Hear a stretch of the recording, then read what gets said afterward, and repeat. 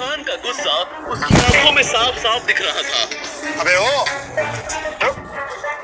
जाता कहाँ है? अनिका ने विहान को रोकने या फिर शांत करने की कोई कोशिश नहीं की। शायद वो भी इस तमाशे को एंजॉय करना चाहती थी। नक्श ने पहले तो अनिका के सामने विहान का भांडा फोड़ा और उसे पूरी तरह से एम्बैरस किया। उसके बाद नक्श ने अपनी ही बीवी को सलाह भी दे डाली, जो पिछले 2.5 सालों में उसने पहले कभी नहीं दी थी। लेकिन अनिका की खरी खोटी सुनने के बाद अब नक्श कोई बात नहीं करना चाहता था। नक्श का ये एटीट्यूड विहान से बर्दाश्त नहीं हुआ और उसने अपनी चाल बढ़ाते हुए नक्श का पीछा किया। अबे भाग कर रहा है? घर है क्या? तब से आवाज दे रहा हूँ, सुनाई नहीं दे रहा है तुझे? नक्श ने उसकी बात का कोई जवाब नहीं दिया। अबे तू है कौन? तेरी औकात क्या है? तूने मेरे सामने मेरे गिफ्ट का मजाक उड़ाया। मैं दावे के साथ कह सकता हूँ तू मार्केट में जाके खुद को बेच भी देगा ना, तब भी वो नकली हार नहीं ला पाएगा। बड़ा है, बात करता है। तुझे ना तुम्हारी मार्केट वैल्यू पता होनी चाहिए। 0 डब्बा। जब कोई आपकी खामोशी का फायदा उठाने लगे तो बोलना जरूरी हो जाता है। पहली बात, जो लड़की तुम्हारे सामने खड़ी है वो मेरी बीवी है, तो बेहतर यही होगा कि तुम उसे दूर रहो।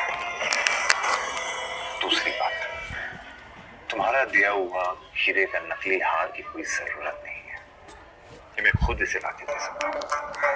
तो अपना ये ढोंगी दिखावा बंद करो।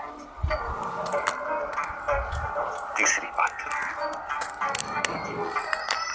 किसी खुद की जेब में नोट नहीं होते, वो चिल्लर बजा के दिखावा नहीं करते। और एक बोनस बात, दोबारा इस पेन को टच किया ना तो मैं तेरा हाथ तोड़ दूंगा। नक्श ने विहान को अपने स्वैग के दर्शन करवा दिए थे। इसी के साथ नक्श ने विहान को एक बाजू ढकेला और ऑफिस से बाहर निकल गया।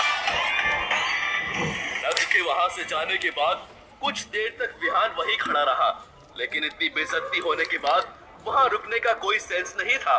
तमाशा खत्म होने के बाद अनिका भी ऑफिस के अंदर चली गई। क्या देख रहे हो तुम लोग? Get back to work.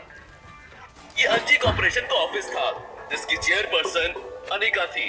अपने कैबिन में जाने के बाद अनिका गुस्से से आग बबूला हो रही थी। पिछले कुछ महीनों से अनिका की कंपनी के हालात ठीक नहीं थे। वो मुश्किल से उसे संभालने की कोशिश कर रही थी। क्या करे उसे ये समझ नहीं आ रहा था। तभी उसे विहान मिला और जब उसकी दोस्ती विहान से हुई तब जाकर उसे पता चला कि वो एक बहुत बड़े परिवार से ताल्लुक रखता है। और बस यहाँ से अनिका ने विहान को अपने जाल में फंसाना शुरू किया। और आज विहान न सिर्फ उसकी कंपनी का बिजनेस पार्टनर है, बल्कि मेजर इन्वेस्टर भी है। और विहान की वजह से ही अनिका की कंपनी अभी चल रही है।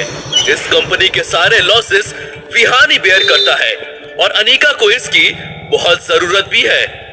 अनिका का विहान से दोस्ती करना कोई आसान काम नहीं था। कितने पापड़ बेलने के बाद वो उसके करीब आ रही थी। सब ठीक चल रहा था, सब कुछ अनिका के प्लान के मुताबिक हो रहा था, लेकिन नक्श ने आकर आज सब कुछ बिगाड़ दिया। जो लड़की तुम्हारे सामने खड़ी है वो मेरी बीवी है। क्या जरूरत थी उसे विहान को ऐसा कुछ कहने की? हार भले ही नकली था, लेकिन ये सब कहकर उसका ईगो हर्ट करने की क्या जरूरत थी? अब पता नहीं वो उसकी कंपनी में अपना पैसा इन्वेस्ट करेगा या नहीं। अगर वो आज नक्श को अपने साथ नहीं लेकर आती तो अभी विहान उसके साथ बैठा होता। अंजी कॉर्पोरेशन के ऑफिस से बाहर आकर नक्श काफी खुला खुला महसूस कर रहा था और नक्श इस शुरुआत को बरकरार रखना चाहता था। तभी अचानक से नक्श का फोन बजा और जब उसने स्क्रीन पर अपने दादाजी का नाम देखा तो उसके चेहरे पर चालाकी वाली मुस्कान आ गई थी। Mister Bhanushali, what a coincidence. मैं भी आपको फोन ही करने वाला था और देखिए आपका फोन आ गया। अच्छा नक्श बेटा, तुम्हें अपने दादाजी की याद आ गई? अच्छा मजाक कर लेते हैं दादाजी। आपने मुझे फोन किया है तो जरूर कुछ इंपॉर्टेंट काम होगा। वैसे मैं भी आपको एक बहुत ही खास काम के लिए फोन करने वाला था। ठीक है, तो काम की बात कर लेते हैं। अगले हफ्ते तुम भानुशाली ग्रुप के नए सीईओ की कुर्सी पर बैठने वाले हो, तो मैंने तुम्हारी एक खास आदमी से मीटिंग फिक्स की है, एड्रेस तुम्हें व्हाट्सएप कर दिया है, तो तुम मुझसे कल मिल लेना। मुझे किसी को भी मिलने में कोई प्रॉब्लम नहीं है, लेकिन आपको भी मेरी 2 शर्तें पूरी करनी होंगी। पहली शर्त, आपको आज के आज मेरे लिए एक रेयर डायमंड नेकलेस का बंदोबस्त करना होगा, और दूसरी वो मैं आपको व्हाट्सएप कर रहा हूँ। और हाँ, वो काम भी बेहद खास है, जल्दी हो जाना चाहिए। नक्श पॉइंट टू पॉइंट बात कर रहा था और उसका एटीट्यूड 7वें आसमान पर था, जो यशवर्धन को बिल्कुल भी पसंद नहीं आ रहा था। नक्श बेटा, तुम्हें ऐसा नहीं लगता कि तुम्हारी डिमांड्स बढ़ती जा रही हैं? अभी तो तुमने भानुशाली ग्रुप ज्वाइन भी नहीं किया।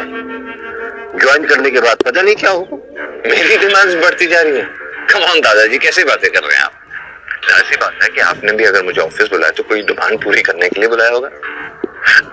It's always give and take दादाजी, आखिर तो आपका ही खून होना ना, और मेरी डिमांड पूरी हो जानी चाहिए। ये काम बेहद खास है, व्हाट्सएप कर रहा हूं, जस्ट गेट इट डन। तुम बहुत नक्श उन्हें अपनी गलती का पूरा एहसास करवा रहा था और यशवर्धन उस एहसास में दबते हुए नजर आ रहे थे। फोन रखते ही नक्श ने देखा कि उसे व्हाट्सएप पर 3 मैसेजेस आए हुए हैं। एक उसके दादाजी का था और बाकी के दोनों उसकी बीवी अनिका के थे। अनिका ने उसे 10,000 रुपए भेजे थे और लिखा था, नक्श, तुमने कपड़े खरीदे? मैंने तुम्हें बोला था ना कि हम फैमिली गैदरिंग